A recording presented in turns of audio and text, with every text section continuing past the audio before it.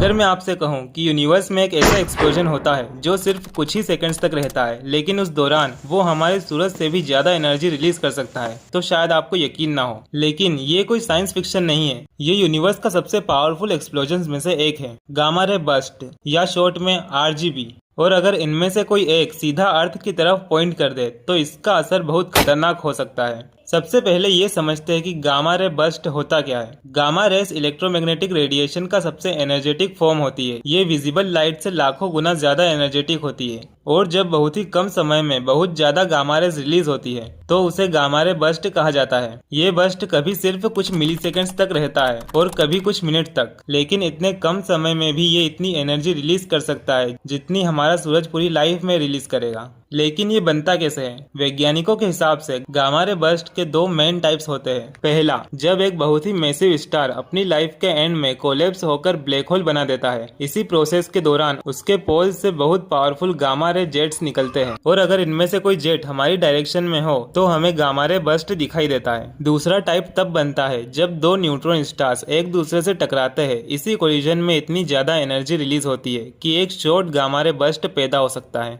अब सबसे इम्पोर्टेंट सवाल, क्या गामा रे बर्स्ट अर्थ को डिस्ट्रॉय कर सकता है? जवाब है सीधे तौर पर नहीं, क्योंकि ये एक्सप्लोजन्स अक्सर अर्थ से लाखों या अरबों लाइट ईयर्स दूर होते हैं। लेकिन अगर कभी एक पावरफुल गामा रे बर्स्ट हमारी गैलेक्सी में और उसका जेट सीधा अर्थ की तरफ हो तो प्रॉब्लम हो सकती है। वैज्ञानिकों के मॉडल्स के मुताबिक ऐसी सिचुएशन में अर्थ की ओजोन लेयर को बहुत नुकसान पहुंच सकता है और अगर ओजोन लेयर कमजोर हो जाए तो सूरज की हार्मफुल अल्ट्रावायलेट रेज सीधा अर्थ की सरफेस तक पहुंच सकती है। इसका जीव जंतुओं और प्लांट्स पर बहुत सीरियस हो सकता है। लेकिन ऐसे इवेंट की होने की पॉसिबिलिटी बहुत ही कम मानी जाती है और फिलहाल कोई भी अननोन गामा रे बर्स्ट अर्थ के लिए डेंजर नहीं है। एक और इंटरेस्टिंग बात, साइंटिस्ट गामा रे बर्स्ट को सिर्फ डेंजर के रूप में नहीं देखते। ये यूनिवर्स को समझने का एक बहुत इंपॉर्टेंट टूल भी है, क्योंकि इनकी ब्राइटनेस इतनी ज्यादा होती है कि हम इन्हें अरबों लाइट ईयर्स दूर से भी डिटेक्ट कर सकते हैं। इसी जवाब से एस्ट्रोनॉमर्स को अर्ली यूनिवर्स के बारे में भी काफी जानकारी मिलती है। सोचिए, सिर्फ कुछ सेकंड्स का एक एक्सप्लोजन जो पूरी गैलेक्सी से भी ज्यादा ब्राइट हो सकता है और इतनी दूर होने के बाद भी हमारे टेलीस्कोप्स उसे डिटेक्ट कर लेते हैं। यही वजह है कि गामा रे बर्स्ट को यूनिवर्स की सबसे पावरफुल और मिस्टीरियस इवेंट्स में से एक माना जाता है। अगर आपको हमारी ये वीडियो पसंद आई हो